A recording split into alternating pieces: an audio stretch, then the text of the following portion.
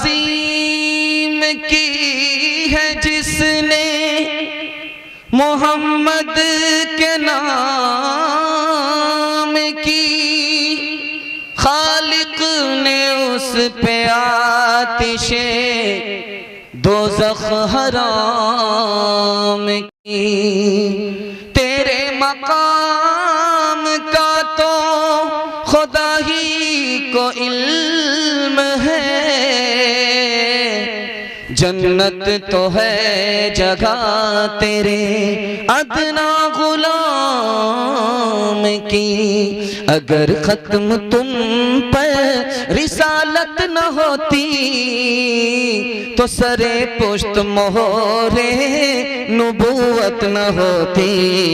अगर खत्म तुम पर मोहम्मद का जलवा अगर वो देख लेती, मोहम्मद का जलवा अगर वो देख लेती, मोहम्मद का जलवा अगर वो देख लेती तो जुलेखा को यूसुफ की हसरत न होती।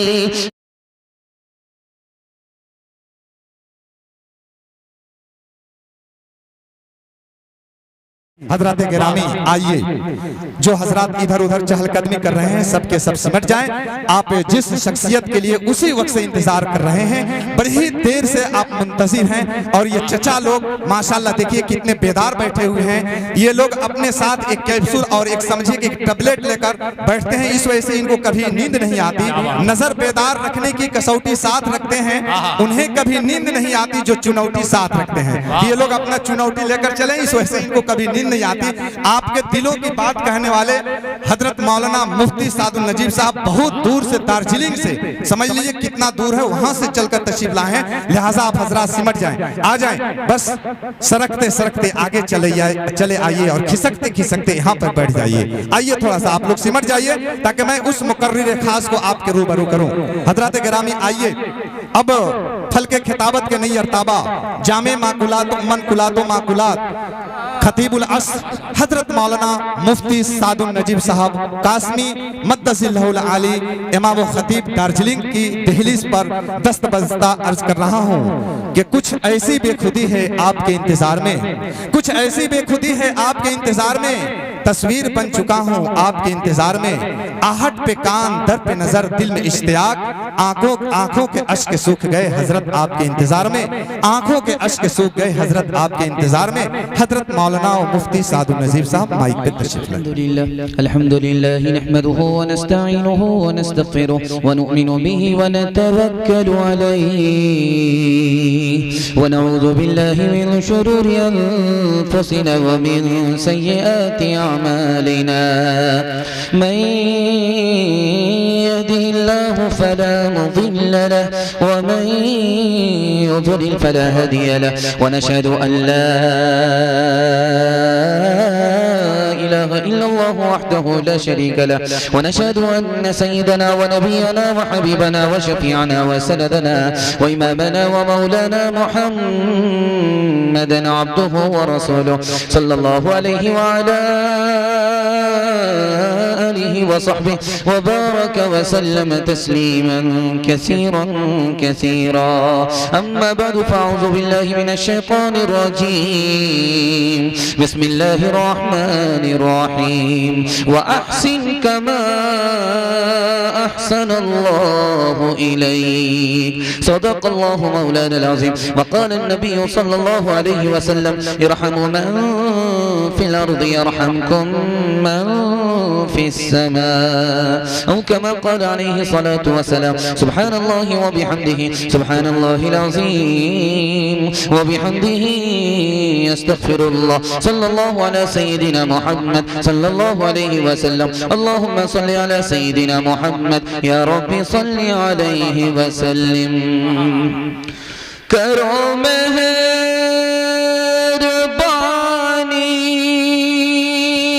तुम अहले ज़मीं पर, खुदा मेहरबान होगा अर्शे बरी पर। खुदा रहम कर नहीं उस बशर पर, न हो दर्द की चोट जिसके जिगर पर। खुनवा से लाल भैलन झिलिया वाला बगिया, मुश्किल से आयल अपने हाथी अज़दिया। खुनवा के धार से, खुनवा के धार से रंगल हिंदुस्तान हो, आजादी नहीं जाए देवी। हिंदू मुसलमान और सिख ईसाई कंधे से कंधा अपन लहने मिलाई। इंकलाब के नारा लागल, इंकलाब के नारा लागल, गूंजल आसमां हो, आजादी नहीं जाए देवी। क्या कहने, आप लोग ठंडे पड़ गए, हम भी आपको सुलाही देते हैं और आखिर में आपका जनाजा ही पढ़ करके उठेंगे। आप लोग मुकम्मल सुनने के लिए तैयार हैं? दोनों हाथ उठा दीजिए इंशाअल्लाह। माशाअल्लाह। दिल मिले या ना मिले हाथ मिलाएंगे, हाथ उठाइए इंशाअल्लाह। कहाँ है, ससुराल में है या पिंडाल में है, सब पता चल रहा है। खैर मेरा काम तो हो गया है, आपको बाईपास में ले जा रहा हूँ। अगले मेहमान बहुत बड़े मेहमान, बहुत बड़े चतुर्वेदी, जिनको कलमकार फनकार कहा जा सकता है, उनका आपको सामना करना है। उनके लिए माहौल बना देता हूँ, उनकी दुआ पर जलसे को मुकम्मल होना है। दुआ करता हूँ कबूलियत की घड़ी में, सन्नाटा है, सुकून है, मजमा बहुत छोटा है लेकिन हौसला बड़ा जवान है। हमारे सुनाने को अल्लाह आपके सुनने को बेहद कबूल फरमाए, आमीन। 3 सवाल से मेरा पैगाम शुरू हो रहा है। हिंदू मुसलमान का रिश्ता क्या है, ये मेरा पहला सवाल है। दूसरा सवाल है हिंदू मुसलमान का झगड़ा क्या है, ये दूसरा सवाल है। तीसरा सवाल है ये झगड़ा खत्म कैसे होगा। मुकम्मल सुनने के लिए तैयार है? दोनों हाथ उठा दीजिए इंशाअल्लाह। माशाअल्लाह। दामाद बेटी की तरफदारी में दामाद जेल जाएगा, हाथ उठाइए इंशाअल्लाह। खैर आपको जब तक बेदार नहीं करूंगा आपका पीछा छोड़ने वाला नहीं। दिमाग से जिस्म से दोनों से बेदार हो जाइए। जलसा बिल्कुल आपका निकल चुका है, आप इतने भी बच गए मेरे लिए बहुत बड़ा सरमाया है। अगर 5 रहते फिर भी मेरे लिए ये बहुत बड़ा सरमाया होता।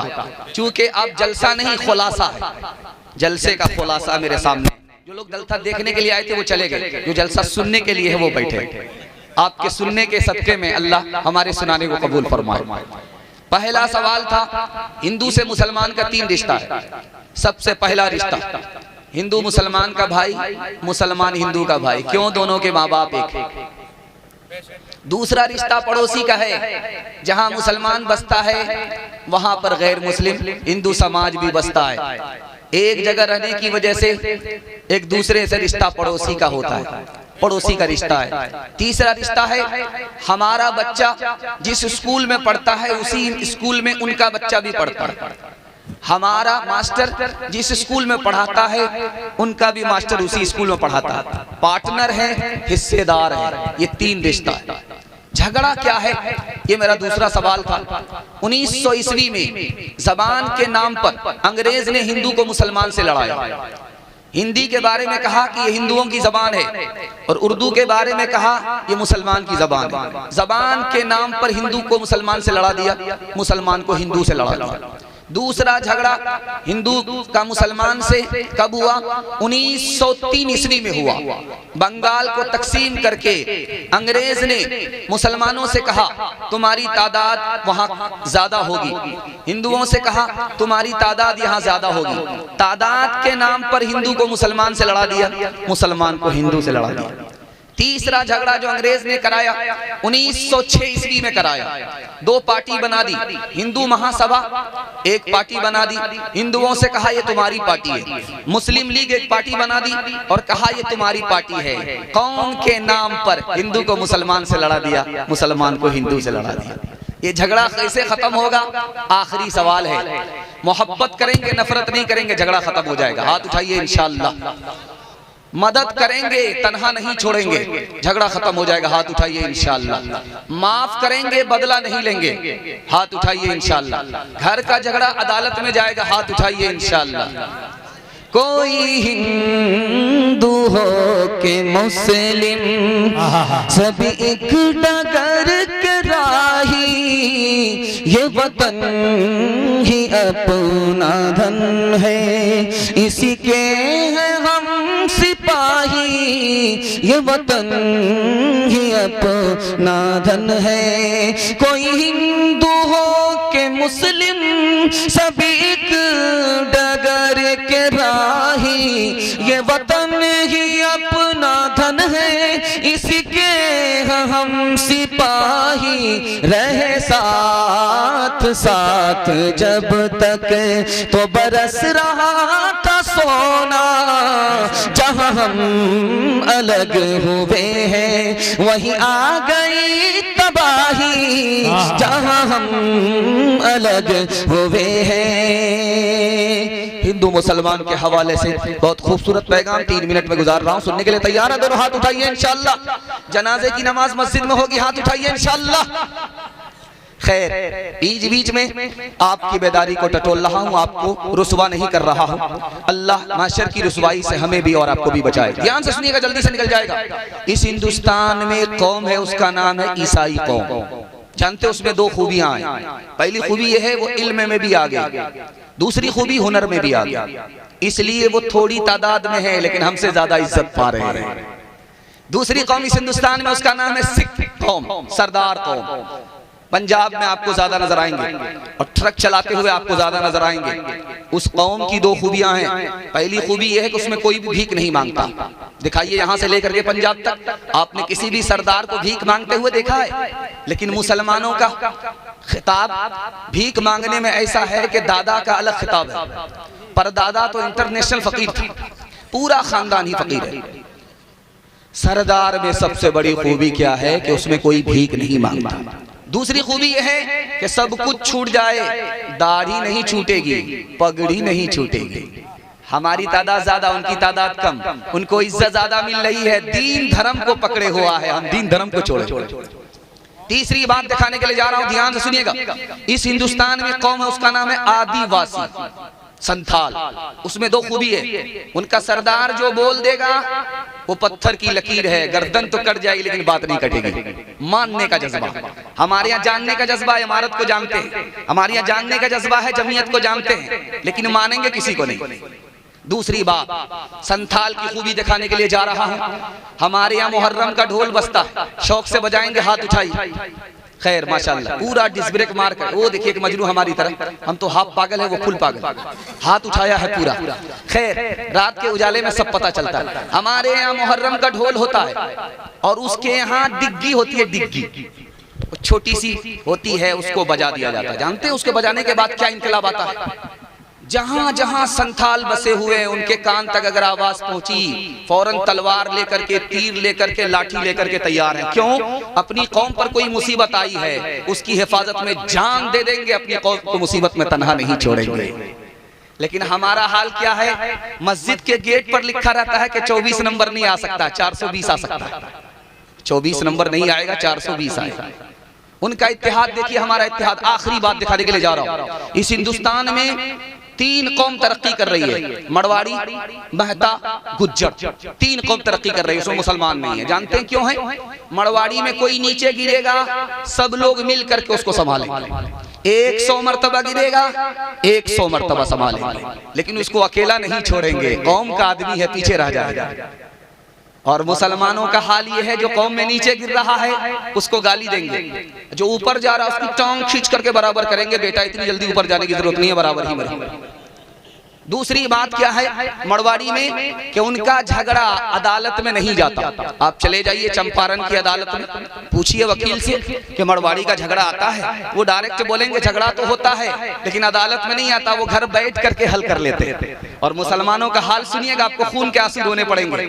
मुसलमानों का हाल ये है, 2011 की रिपोर्ट है, मुसलमानों का सिर्फ एक जिला में डोरी 1 टका 1 मुकदमा कितनी तादाद में आया? 33 हजार की तादाद में आया। इस कौम का क्या हाल होगा? एक मिसाल पर पैगाम खत्म कर रहा हूं, आप लोग सुनने के लिए तैयार हैं? मोहब्बत से जिएंगे, मोहब्बत में मरेंगे। बिल्कुल सही जा रहा, हाथ उठा दीजिए जोश के साथ। बिल्कुल सही जा रहा। घोड़ा कुत्ते से कह रहा था, मैं जितनी रफ्तार में दौड़ता हूं तुम नहीं दौड़ सकते, मेरी टाप की धूल आसमान को चली जाती है। कुत्ता बोला कि नहीं, ये कोई बड़ी बात नहीं, जब मैं दौड़ता हूं तो मेरे पैर की धूल अर्श को चली जाती है। छोटा मुंह बड़ी बात कर रहा है, ठीक है, जलसे का कुत्ता है, जलसे से दौड़ करके दिखा। बेतिया पास करके जो चंपारण पहुंचेगा वो पहले जीतेगा, जो पीछे रह गया वो हार जाए।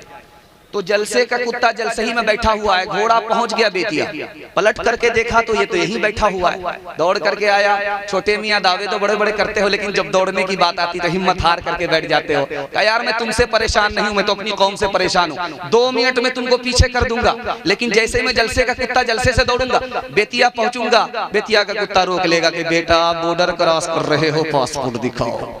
शर्म न हमको आ सकी देख अपने आमाल, शर्म न हमको आ सकी देख अपने आमाल। कभी तो इतना सोचता, कभी तो इतना सोचता, काहे हुआ ज़वाल, काहे हुआ ज़वाल। जब से भूला मुसलमान इस्लामी तालीम, इसको दहशत गर्दी करते सब तस्लीम, करते सब तस्लीम। भूल गया मुस्लिम कहीं नबी करीम की राह, मंजिल की चाहत गई रसते हुए गुनाह, रसते हुए गुनाह।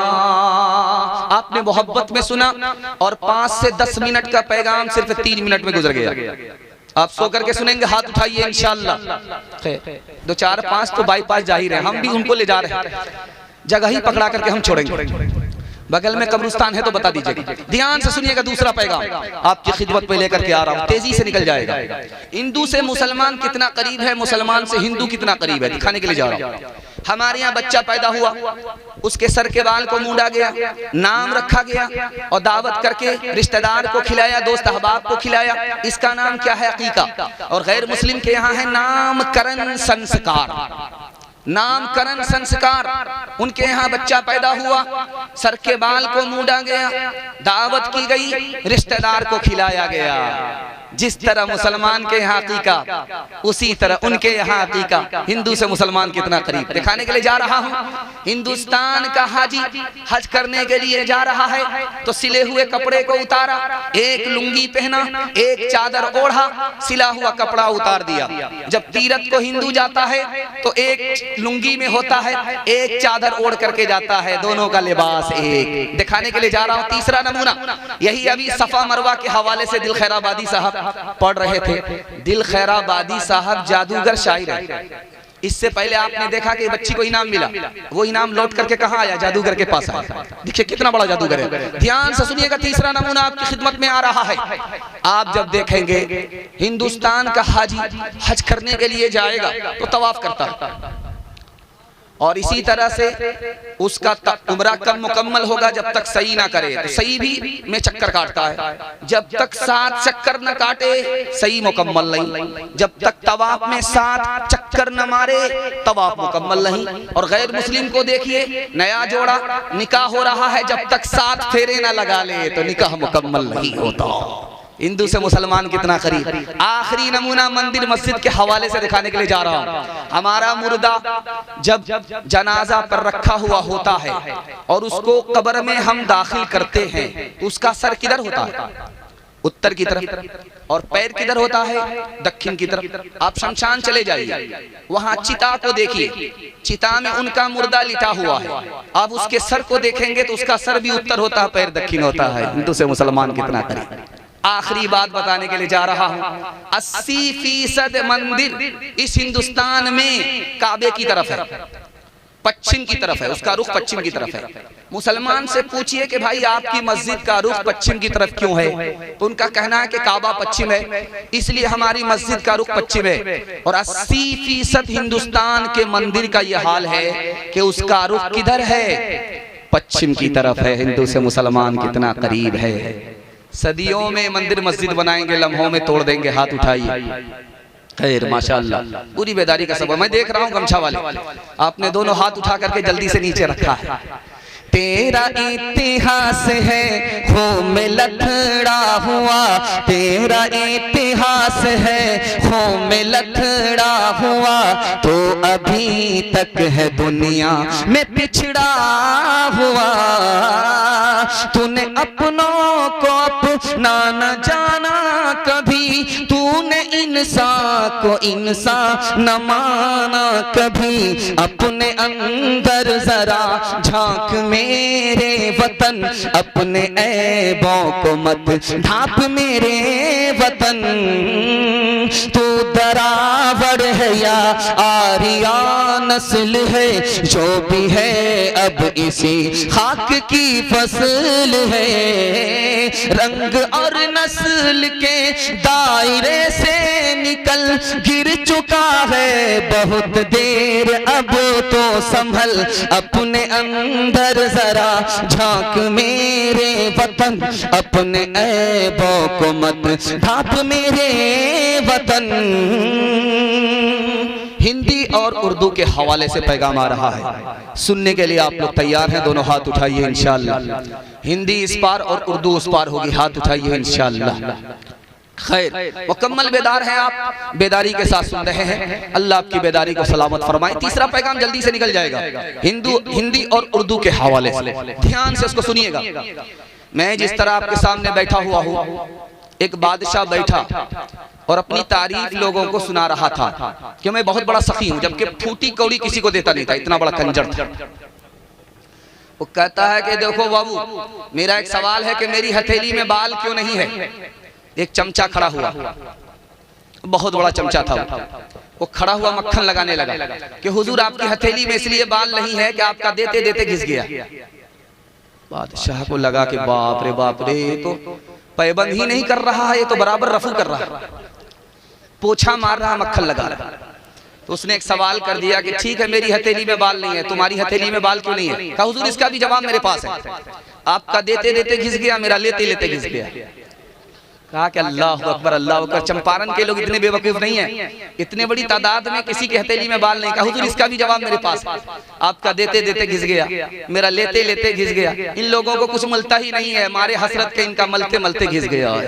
8 गांव के चौधरी, 12 गांव के राव, 8 गांव के चौधरी, 12 गांव के राव। अपने काम नाओ तो अपने काम नाओ तो ऐसी तैसी में जाओ, ऐसी तैसी में जाओ। बड़ा हुआ तो क्या हुआ, जैसे पेड़ खजूर, पंछी को छाया नहीं, पंछी को छाया नहीं। फल लागे अति दूर, फल लागे अति दूर। दूसरा दोहा हिंदी जबान के हवाले से, उसकी मिठास के हवाले से आपको घोलने के लिए जा रहा हूं, ध्यान से इसको सुनिएगा। आप देखेंगे घर में छप्पर पर अगर कौवा बोलते तो औरतें क्या करती हैं कि पूरब की तरफ के छप्पर से कौवा बोलता है, इसका मतलब है दामाद आने वाला है, मुर्गा में चूना लगाएगा। इंसाफ से बताइए कि बाजार में 1000 कौवे बोलते हैं, कितने दामाद आते हैं, कितने ससुर आते हैं? सच्चाई क्या है दिखाने के लिए जा रहा हूं। हिंदी शायर ने हिंदी दोहे में किसी बात को मशहूर कर दिया, वो बात पुरानी हो गई, लेकिन मुसलमानों के घर से वो बात जा नहीं रही है, नई की नई है। हिंदुओं के घर की चीज मुसलमान के घर आई, हिंदू के घर से निकल गई लेकिन मुसलमान के घर में बाकी है। कागा आए मुंडेर पर भेजे कौन संदेश, कागा आए मुंडेर पर भेजे कौन संदेश। भैया के संग इस बरस भाभी गई विदेश, भाभी गई विदेश। आखिरी दोहा सुना रहा हूं अमीर खुसरू का। मुसलमान होकर के हिंदी शायर है, मुसलमानों ने जबान से कोई भेदभाव नहीं किया, हर जबान को अपनी जबान समझा। ध्यान से सुनिएगा।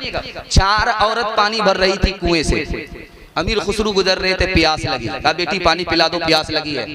कहा कि आप शायर आदमी, आपको फ्री में पानी नहीं पिलाएंगे, शेर पढ़िए। तो कहा फरमाइश बताओ। एक लड़की ने कहा मुझको खीर खाना पसंद है, खीर पर मिश्रा कह दीजिए। दूसरी लड़की ने कहा मेरी माँ चरखा चलाती है, कपड़ा बुनती है, चरखा पर मिश्रा कह दीजिए। तीसरी लड़की ने कहा कि मेरे घर में कुत्ता है, रात भर जागता है, घर की हिफाजत करता है, कुत्ते पर मिश्रा कह दीजिए। चौथी लड़की ने कहा मेरा बाप मुहर्रम में इस तरह ढोल बजाता है कि वो ढोल उसी साल फट जाता है। ढोल पर मिसरा कह दीजिए। चारों लड़की की फरमाइश को मीर खुसरू ने 2 मिसरे में पेश किया। खीर पकाई जतन से चरखा दिया जलाए, खीर पकाई जतन से चरखा दिया जलाए, आया कुत्ता खा गया बैठ के ढोल बजा, ला पानी पिला। मुशायरा चल रहा था, एक लड़की आकर के शेर पढ़ती है, डीजे का डांस चल रहा, उसमें एक मिसरा पढ़ा, खुदा जाने के किस्मत में हमारी क्या लिखा होगा, खुदा जाने के किस्मत में हमारी क्या लिखा होगा। एक आवारा खड़ा हुआ जवाब देने के लिए। उसने कहा, ओ लड़की, तू अपनी किस्मत मालूम करना चाहती है? मरने के बाद खुदा तुम्हें बताएगा, मैं बिल्कुल नगद तुम्हें बता देता हूँ तुम्हारी किस्मत क्या है, तुम्हारी किस्मत में क्या है। फातिमा होकर के, आयशा होकर के डांस कर रही है, तुम्हारी किस्मत में क्या है मैं अभी बता देता हूँ। तू पहले अपना मिसरा पढ़, मैं जोड़ा लगाता हूँ। खुदा जाने के किस्मत में हमारी क्या लिखा होगा।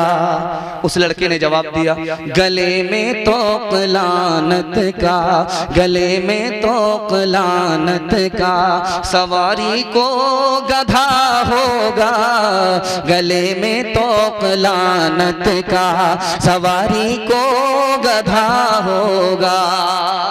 एक नमूने को सुनने के बाद आपका दिल बहुत मजबूत होगा। डॉक्टर तारा चंद ने कहा कि मुसलमानों से ज्यादा वफादार इस मुल्क में कोई कौम नहीं है। कैसे? कहा कि मुसलमान जब बाहर से आए थे उनकी जबान फारसी थी, मुसलमान जब बाहर से आए थे उनकी जबान अरबी थी, लेकिन हिंदुस्तान की मोहब्बत में उन्होंने फारसी को छोड़ दिया, अरबी को छोड़ दिया, हिंदी और उर्दू को कबूल कर लिया। इससे बढ़कर के वफादार कौन हो सकता है? हिंदी उर्दू है अलग, मैं कैसे लूं मान, एक भारत की आत्मा, एक है देश की शान, एक है देश की शान। दोनों के एक अंग है, 2 अंग एक जान है, दोनों की एक जान, दोनों मिलकर सब चल पड़े, हर मुश्किल आसान, हर मुश्किल आसान। हिंदू मुसलमान भाईचारा के हवाले से पैगाम खत्म हो गया। खुदा की मेहरबानी के हवाले से और नबी की सीरत के हवाले से 2 पैगाम आपकी खिदमत में आ रहा है। 5 से 7 मिनट में गुजर जाएगा, आपका जलसा मुकम्मल हो जाएगा। सुनने के लिए तैयार हैं? दोनों हाथ उठा दीजिए इंशाअल्लाह। आज अजान सुनेंगे, कल नमाज पढ़ेंगे, हाथ उठाइए इंशाअल्लाह। खैर, यहाँ आकर के फंसे, आप सोच रहे थे कि निकलते रहे। खैर, ध्यान से सुनिएगा, जल्दी से निकल जाएगा, बिल्कुल आपका जलसा निकल गया। अजीम मेहमान का सामना आपको करना है, सुन करके जाना है। आपके लिए दिल से दुआ निकलती है, अल्लाह आपकी हर मुश्किल को आसान फरमाए। मैं आपकी पेशानी को देख रहा हूँ, चमक रही है। जबकि खाना खाने के बाद जब आदमी बैठता है 40 मिनट तक दिमाग काम करता है, उसके बाद जवाब दे देता है। इस जलसे की अजमत है, मस्जिद की करामत है कि अल्लाह ने आपको सलामत रखा है। आप जिस्म से भी बेदार है, दिमाग से भी बेदार है। अल्लाह आपकी हर मुश्किल को आसान फरमाए। ध्यान से इसको सुनिएगा, जल्दी से निकल जाए। छोटा बच्चा है आपका, उसके हाथ में जो पैसा है उसको वो अपना पैसा समझता है, और जो उसके बाप ने उसके लिए जमा करके रखा है, जब जवान होगा तो मिलेगा, उसको वो अपना पैसा नहीं समझता। कितना बड़ा नादान है। इस दुनिया में अल्लाह ताला ने हमें दौलत दी, उसको हम अपनी दौलत समझते हैं, और जो दौलत अल्लाह ने अपने पास जन्नत की सूरत में रख लिया उसको हम अपनी दौलत ही नहीं समझते हैं। वो बच्चा और हम नादानी में दोनों बराबर। दूसरी बात आपके सामने रखने के लिए जा रहा हूं, बहुत ध्यान से इसको सुनिएगा। बच्चा चाकू पकड़ना चाहता है, चाकू, लेकिन माँ उससे छीनती है। बच्चा चाकू पकड़ता है, माँ उससे छीनती है, तो बच्चा क्या करता है? थट से रपट मार देता है माँ को चेहरे पे। माँ मुस्कुरा देती है, उसे पता है कि इस चाकू से इसी का नुकसान है। यह भी नादान है, समझता नहीं है। हमारा खुदा कितना मेहरबान, हमें बताया ये हलाल है, ये हराम है, हराम से हमारा नुकसान था, हमें समझ भी नहीं आ रहा। तीसरी बात बताने के लिए जा रहा हूं, ध्यान से सुनिएगा इसको। बच्चा छोटा है, उसको माँ नहा रही है, वो रो रहा है, चिल्ला रहा है, लेकिन माँ उसकी कोई परवाह नहीं कर रही है। जानते हैं क्यों? वो चिल्ला रहा है, माँ उसको नहा रही है, और जितना काला है उतना साबुन लगाती है। माँ ये समझती है कि ज्यादा साबुन लगाएंगे काला बच्चा गोरा हो जाएगा, लेकिन वो साबुन तो काला हो जाता है, लेकिन वो कालिया गोरा नहीं होती। लेकिन माँ की मोहब्बत इस दर्जा है कि वो अपने काले बच्चे को भी चांद की तरह समझ रही है। नहा रही है, नहा रही है, नहा रही है, लेकिन बच्चा रो रहा, उसकी कोई परवाह नहीं करती। क्यों? माँ को पता है कि इस बच्चे को जब तक नहाएंगे नहीं इसका मैल कुचैल साफ नहीं होगा। अल्लाह को पता है जब तक मेरा बंदा मुसीबत में गिरफ्तार नहीं होगा, आंसू नहीं बहाएगा, गुनाह का मैल कुचैल साफ नहीं होगा।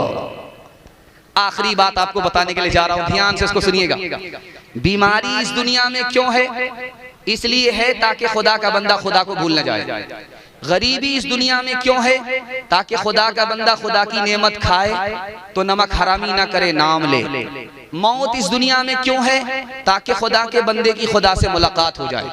दोज़ख उस दुनिया में क्यों है? ताकि खुदा का बंदा खुदा के अजाब से डरने वाला हो जाए। जन्नत उस दुनिया में क्यों है? ताकि नबी के उम्मती को नबी का दीदार हो जाए। अभी आपने देखा कि जलसे का चंदा हुआ, लोग देते रहे, देते रहे, देते रहे।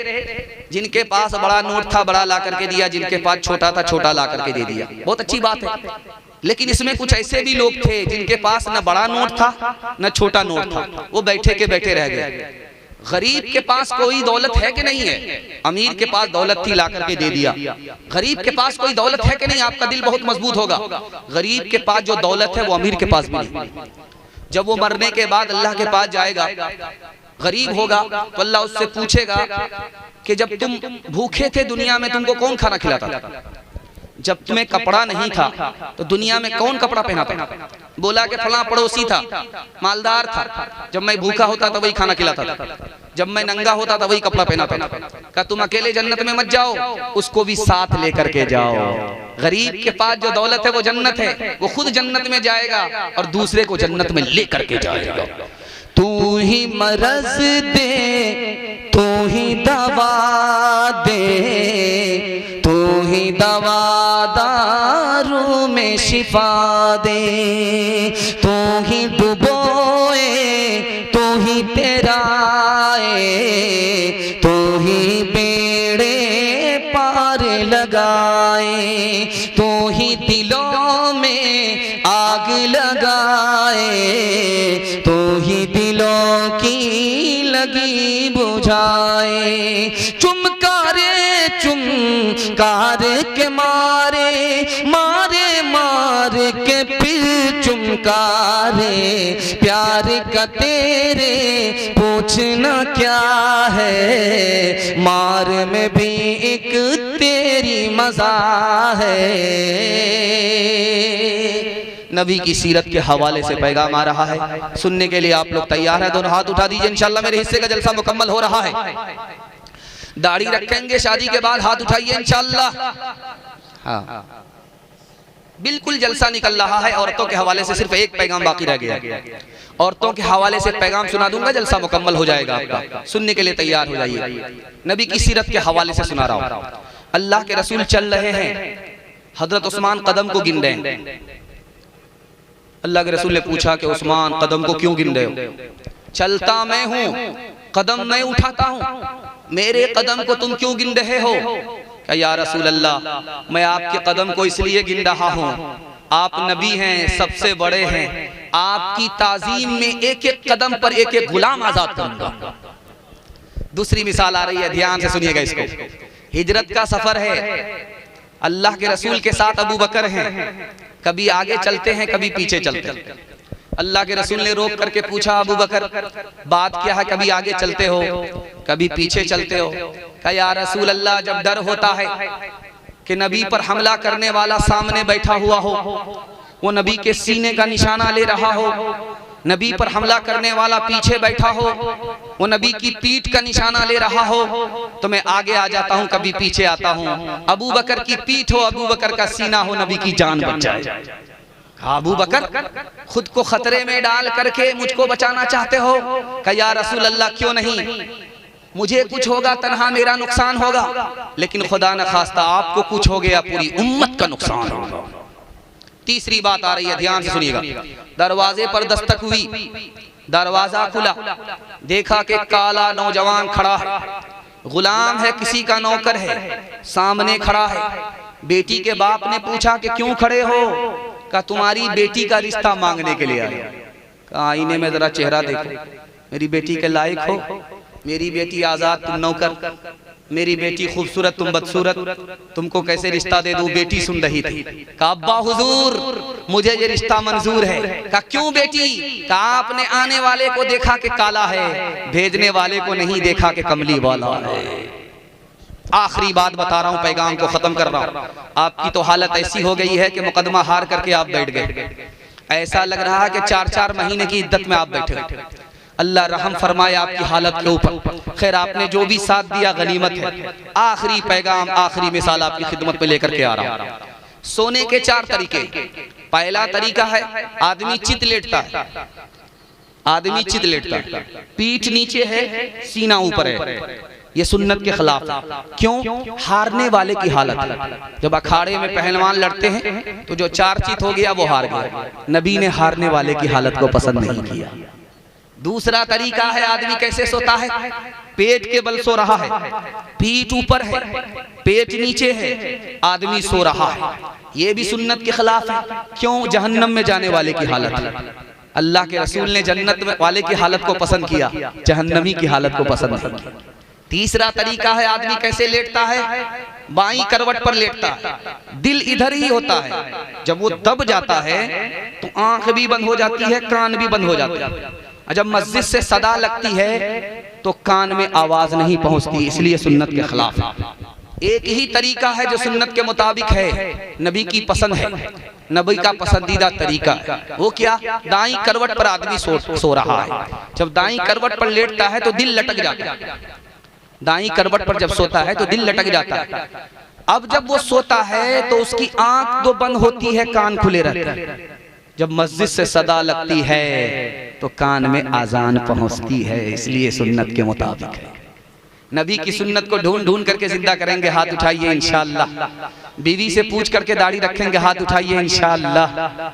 ताज़ीम की है जिसने मोहम्मद के नाम की, खालिक ने उस पे आतिशे दोज़ख हराम की। तेरे मकाम का तो खुदा ही को इल्म है, जन्नत तो है जगह तेरे अदना गुलाम की। अगर खत्म तुम पर रिसालत न होती तो सरे पुश्त मोहरे नबूवत न होती। अगर खत्म तुम पर मोहम्मद का जलवा अगर वो देख लेती, मोहम्मद का जलवा अगर वो देख लेती, मोहम्मद का जलवा अगर वो देख लेती, तो जुलेखा को यूसुफ की हसरत न होती।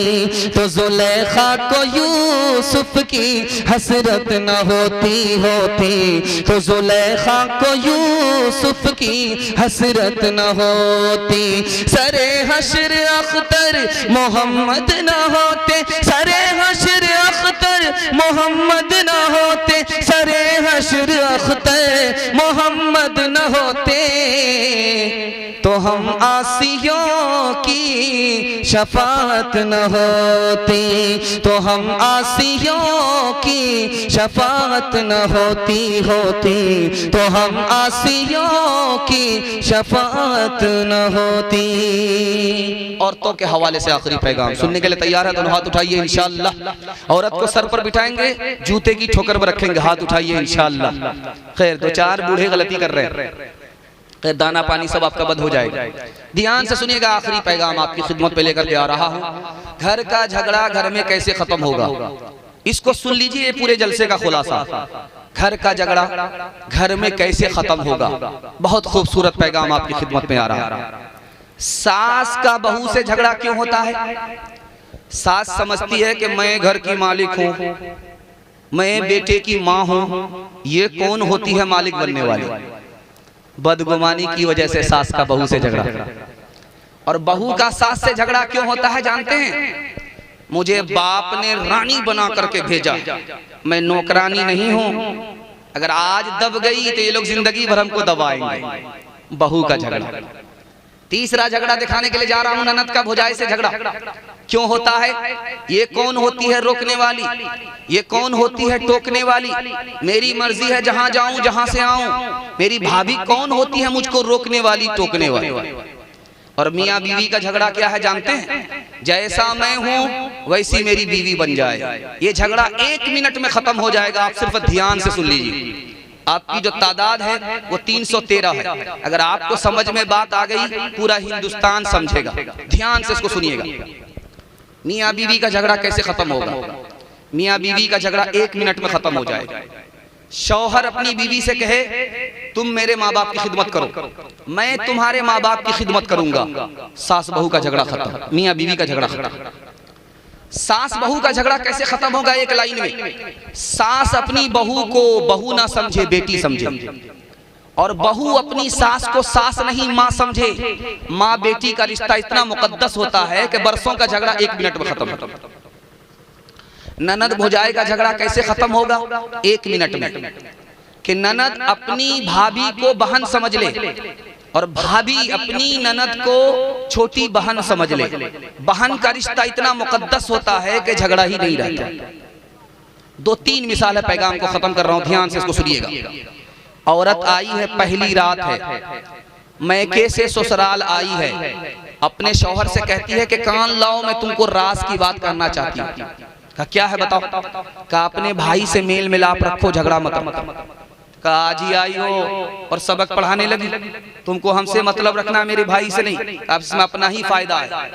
तुम अपने भाई से मेल मोहब्बत रखो, झगड़ा मत रखो। अगर भाई से मेल मिलाप नहीं रखोगे, झगड़ा रखोगे तो हमारी औलाद भी आपस में झगड़ा करेगी, मोहब्बत से नहीं रहेगी। ध्यान से सुनिएगा, एक दूसरी बात आ रही है। मर्द का हाथ ज्यादा चलता है, औरत की जबान ज्यादा चलती है। बस मर्द अपने हाथ को काबू में रखे, औरत जबान को काबू में रखे, टूटा फूटा घर जन्नत हो जाएगा। ध्यान से सुनिएगा, इसको जल्दी से निकल जाएगा। एक औरत आई झाड़ फूक कराने वाले के पास, कहा कि कोई ऐसी तरकीब कर दीजिए कि मेरा शौहर मेरी मुट्ठी में आ जाए। बात बात पर मुझको मारता है, मुट्ठी में आ जाए। 1 मिनट में मुट्ठी में आ जाएगा। एक काम करो, मैं पानी पढ़ करके दे रहा हूं, जैसे ही झगड़ा शुरू हो जाए ढक्कन खोल करके 2-4 ठेपी पी लेना और मुंह बंद करके बैठ जाना, कभी झगड़ा नहीं होगा। क्योंकि समझ में आ गया था इसकी जबान चलती होगी, उसका हाथ चलता होगा। आखिरी मिसाल पर पैगाम खत्म कर रहा हूं। आप लोग सुनने के लिए तैयार हैं? दोनों हाथ उठाइए इंशाअल्लाह। ईंट का जवाब पत्थर से देंगे, हाथ उठाइए इंशाअल्लाह। ये देखिए, ध्यान से सुनिएगा, जल्दी से निकल जाएगा।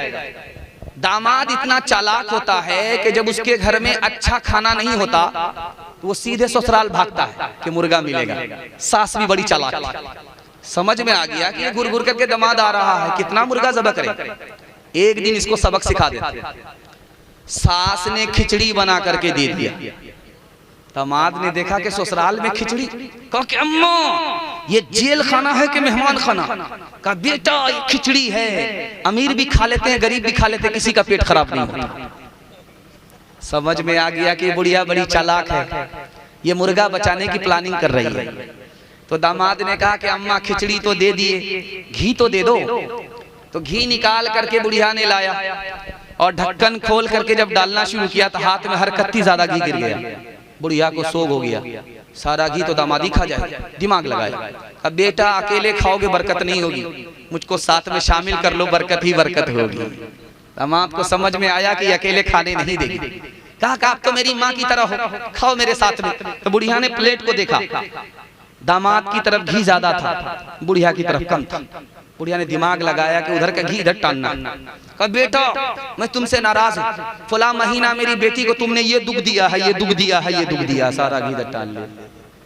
दामाद ने देखा कि ये बुढ़िया है, अजीब है, क्या अजूबा है, तो सारा घी इधर टाल लिया। तो दामाद कहता कि अम्मा कौवे से ज्यादा कौवे का बच्चा चालाक होता। अगर मैंने वो दुख दिया है तो ये सुख भी दिया है, ये सुख भी दिया है, ये सुख दिया है, दो सुख को मिलाना पड़ता है तब जिंदगी कटती। जो न देखा न सुना है वो हुआ करता है, अब तो बेपर का परिंदा भी उड़ा करता है, अब तो बेपर का परिंदा भी उड़ा करता है। गालियां कोई दुआ कोई दिया करता है, गालियां कोई दुआ कोई दिया करता है। अपना हर शख्स का किरदार हुआ करता है, अपने घर में भी सुकून से नहीं रह पाता मैं, अपने घर में भी सुकून से नहीं रह पाता मैं। रोज घर में मेरे तूफान उठा करता है, रोज घर में मेरे तूफान उठा करता है। एक मिसाल आप लोग सुनने के लिए तैयार हैं? हाथ उठा दीजिए इंशाअल्लाह। चाहे पेशाब लगे चाहे पखाना लगे, रोक करके बैठेंगे, हाथ उठाइए इंशाअल्लाह। ये गलती मत कीजिएगा, निकल जाइएगा, जलसा खराब हो जाएगा। ये सब चीज रोकने की नहीं है, ध्यान से सुनिएगा, जल्दी से निकल जाएगा। जब पहली मर्तबा लड़की ससुराल से मैके आती है तो घर की सारी औरत घेर लेती है, घर की सारी औरत। अब सवाल जवाब शुरू होता है। तो लड़की से एक औरत कहती है कि ससुर कैसे थे? तो लड़की कहती सुभान अल्लाह। दूसरी औरत कहती है कि शौहर कैसे थे? अब माशाअल्लाह। ससुराल कैसी थी? अल्हम्दुलिल्लाह। अब चौथा सवाल होता सास कैसी थी? इन्ना लिल्लाह अस्तगफिरुल्लाह ला हौला वला कुव्वता इल्ला बिल्लाह, जल्ले तू जलाल तू उस बला को टाल। अब माँ को समझ में आ गया कि बेटी को सब पसंद है, सास पसंद नहीं है। तो माँ होती है। उसने कहा कि बेटी तुम्हारे जवाब से मुझे पता चल गया कि तुमको सब पसंद है लेकिन सास पसंद नहीं है। बेटी मेरे सवाल का जवाब दो, मैके से जो ससुराल पहली मर्तबा गई थी कौन लेकर के गया था? चतुर्वेदी साहब को बुला लीजिए। पहली अच्छा आ चुके, पहली बार मैके से जो ससुराल गई थी कौन लेकर के गई थी? कहा कि सास आई थी। 100 लड़की में मुझको देखा सुना था, पसंद किया, अपने बेटे से ब्याह करके मुझको बहू बनाया। कहा बेटी ये सास का एहसान है कि तुम्हें इतना अच्छा ससुर मिला, ये सास का एहसान है इतने अच्छे शौहर मिले, ये सास का एहसान है कि इतनी अच्छी ससुराल मिली। बेटी सास मुसीबत और बला नहीं होती, बल्कि कभी माँ होती है, कभी माँ के बराबर होती है। काश के तुम राबिया बसरी का चलन अपना लो, खुद चला आए खिंचा काबा जियारत के लिए। खानादारी भी संभालो तुम मुसलमान बनकर, रहमते हक भी सिमट आएगी बरकत के लिए। वो भी इस्लाम की बेटी थी जो पहली शब में कर दिया तो लाजो दादी निकी नुसरत के लिए। 3 काम कीजिए, 3 काम छोड़ दीजिए, जिंदगी भर के लिए आपका जलसा कामयाब हो जाएगा। अल्लाह की इबादत करेंगे, हाथ उठाइए, रसूलुल्लाह की इताअत करेंगे इंशाअल्लाह, मखलूक की खिदमत करेंगे इंशाअल्लाह। 3 काम छोड़ दीजिए, मैं गारंटी लेता हूँ आपके घर में कभी आफत मुसीबत नहीं आएगी इंशाअल्लाह। गुनाह नहीं करेंगे, गलत नहीं कमाएंगे, गलत माहौल में नहीं जाएंगे। आखिरी बात आपसे लेने के लिए जा रहा हूँ, आप जितने भी हैं बहुत हैं, हौसला से आप भरपूर हैं और आपने जलसे का हक अदा कर दिया है। आपके आखिरी मेहमान हैं, इज्जत आबरू आपके हाथ में। इंशाअल्लाह उनको सुनना है, उनकी दुआ पर आमीन करके उठना है, ये वादा आप हमको दीजिए। कबूलियत की घड़ी में हाथ उठा रहे हैं, अल्लाह गवाह है। न किताबों से नवाजों से नजर से पैदा, दीन होता है बुजुर्गों की नजर से पैदा। नहीं सीखा जिन्होंने दीन रहकर शेख के घर में, पले कॉलेज के चक्कर में मरे साहब के दफ्तर में, केक के चक्कर में तो रोटी भी गई, बड़ी शेख की ताक में थे तो चोटी भी गई, न मानी बात वाइस की, फिर पतलून के चक्कर में तो लंगोटी भी गई। वाखिर दावाना अनिल हम्दुलिल्लाह।